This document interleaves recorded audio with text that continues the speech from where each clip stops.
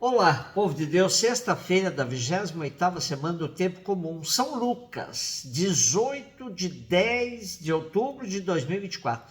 Nossa reflexão de hoje é a partir da segunda carta a Timóteo 4, 10 a 17b e Lucas 10, de 1 a 9. Caríssimo, Demas me abandonou por amor deste mundo e foi para Tessalônica.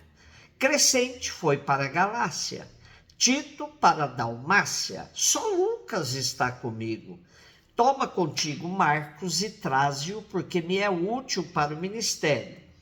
Mandei Tíquico a Éfeso. Quando vieres, traze contigo a capa que deixei em Troade, em casa de Carpo, e os livros, principalmente os pergaminhos. Alexandre o ferreiro tem me causado muito dano. O Senhor lhe pagará segundo as suas obras. Evita-o também tu, pois ele fez forte oposição às nossas palavras. Na minha primeira defesa, ninguém me assistiu, todos me abandonaram. Oxalá que não lhe seja levado em conta. Mas o Senhor esteve a meu lado e me deu forças. Ele fez com que a mensagem fosse anunciada por mim integralmente e ouvida por todas as nações. Só Lucas está comigo. Será o Lucas evangelista? Não temos como comprová-lo, mas nessa segunda carta a Timóteo, temos um relato do apóstolo Paulo sobre sua situação, já no final de sua missão. Sofria solidão, mas mantinha a lucidez sobre a extensão da missão, levada a cabo por seus auxiliares. São muitas as controvérsias sobre a autoria das cartas pastorais, as duas cartas a Timóteo e a carta ao Tito. Mas o nosso trecho de hoje descreve com exatidão a situação que Paulo estava já no final. De fato, os últimos tempos de Paulo são tristes e solitários. Embora abandonado e traído pelos companheiros mais próximos, seu olhar continua firme no Senhor para anunciar o Evangelho e finalmente participar plenamente do reino. Lucas estava com Paulo no tempo da primeira prisão, isso é o que nos diz a carta aos Colossenses, capítulo 4, versículo 14. Talvez seja este Lucas o autor do terceiro evangelho do livro dos Atos dos Apóstolos.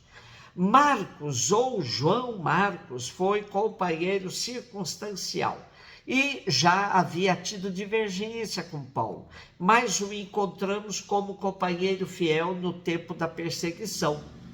Os colaboradores de Paulo variavam de acordo com o local da missão. O apóstolo encontrou também muita oposição. Opositores externos, sobretudo os grupos judaizantes que viam em Paulo um perigo para a religião judaica.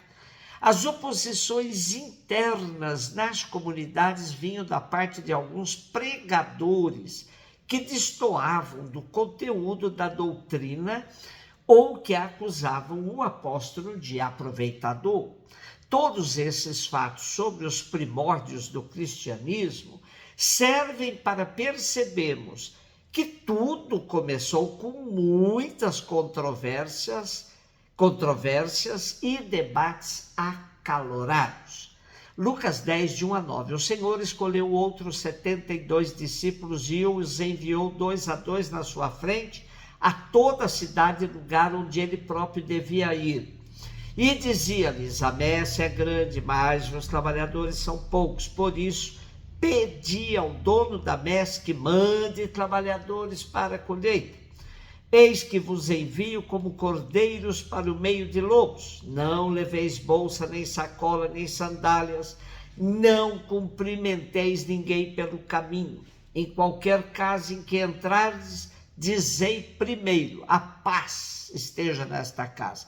Se ali morar um amigo da paz, a vossa paz repousará sobre ele. Senão, ela voltará para vós. Permanecei naquela mesma casa, comei, bebei do que tiverem, porque o trabalhador merece o seu salário. Não passeis de casa em casa. Quando entrardes numa cidade e fordes bem recebidos, comei do que vos servirem, curai os doentes que nela houver, e dizei ao povo: o reino de Deus está próximo de vós. Seguramente esse texto foi escolhido para hoje, festa de São Lucas, para mostrar que havia muito mais discípulos de Jesus do que o grupo restrito dos 12. Mas nada garante que Lucas estivesse no meio destes outros 72. Esse envio missionário traz recomendações costumeiras de Jesus sobre a austeridade que deve acompanhar os missionários. Não leveis bolsa, nem sacolas, nem sandálias. Outra característica do envio missionário é a questão do foco no objetivo da missão. Não cumprimenteis ninguém pelo caminho, não passeis de casa em casa.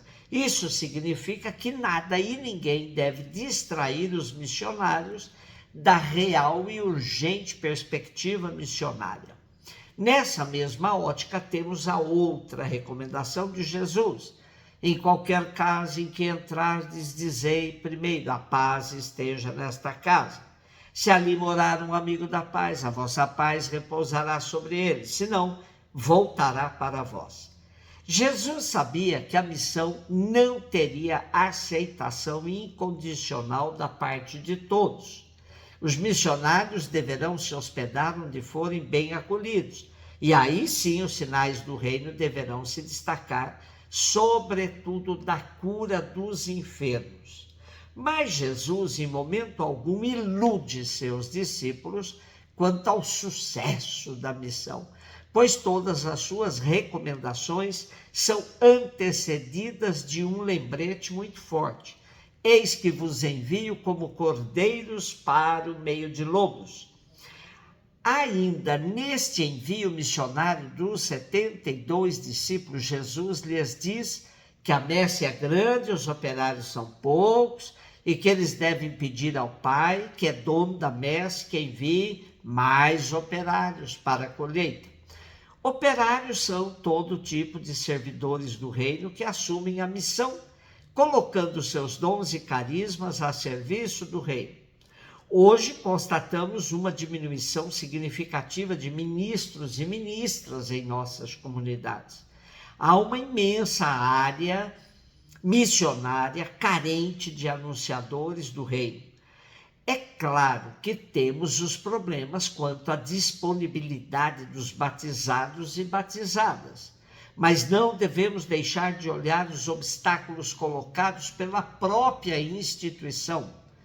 Enquanto a instituição ficar insistindo num único modelo de ministro ordenado, o modelo celibatário, e enquanto ficar colocando barreiras ao acesso das mulheres ao sacerdócio, não sei se nossas orações pedindo ao Pai mais operários para a sua messe são de fato eficazes. É claro que esses operários aos quais se refere Jesus não são apenas operários para dentro das comunidades.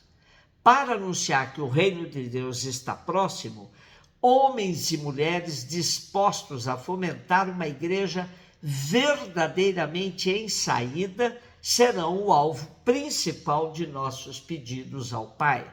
E por fim, do nosso texto de hoje, se destaca que os discípulos deveriam assumir um papel similar ao de João Batista, ir adiante do Senhor pelas cidades onde ele deve passar.